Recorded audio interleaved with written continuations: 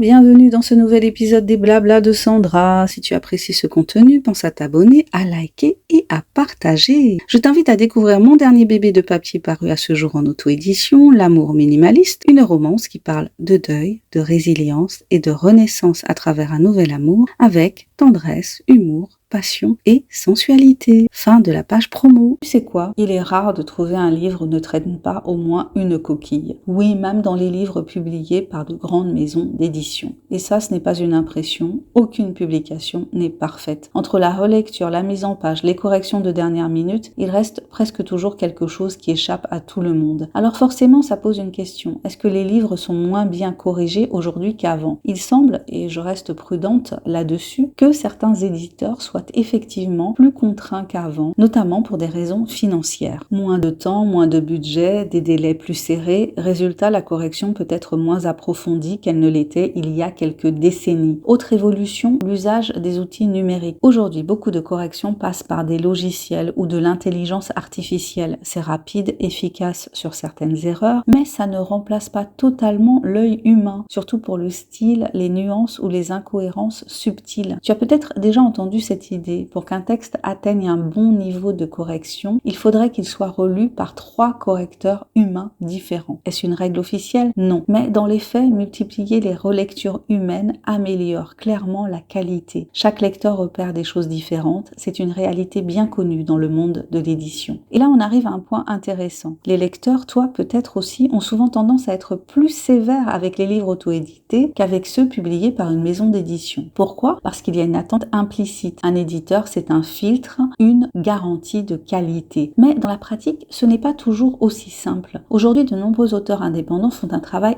extrêmement sérieux sur leurs textes. Certains font appel à des correcteurs professionnels quand leur budget le leur permet. D'autres utilisent des bêta-lecteurs et presque tous s'appuient sur des outils numériques de correction. Résultat, la qualité peut être largement au rendez-vous. Parfois même, elle est équivalente, voire supérieure, à celle de certains ouvrages édités traditionnellement. Alors oui, des coquilles, il y en aura toujours. La vraie question, ce n'est pas leur existence, c'est leur impact. Est-ce qu'elles cassent ton immersion? Est-ce qu'elles t'énervent au point d'arrêter ta lecture? Ou est-ce que tu les remarques à peine parce que l'histoire t'emporte? Chaque lecteur a son seuil de tolérance et c'est ça qui compte. Un livre parfait n'existe pas. Mais un livre qui te fait oublier ses imperfections, ça, oui, ça existe. Et au fond, c'est peut-être ça, le vrai critère de qualité.